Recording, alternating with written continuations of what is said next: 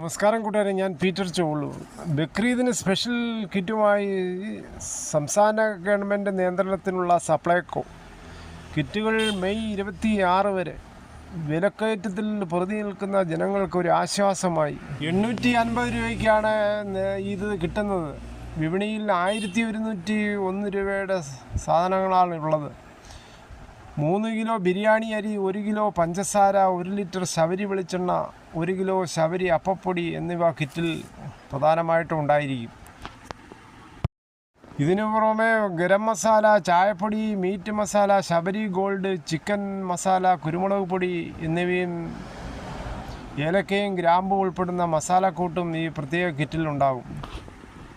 വേഗമാകട്ടെ, ration കാർഡുമായിട്ട് സപ്ലൈകോയിൽ പോവുക. ഇതോടുകൂടി ഈ വീഡിയോയുടെ പൂർണ്ണമാകുന്നു.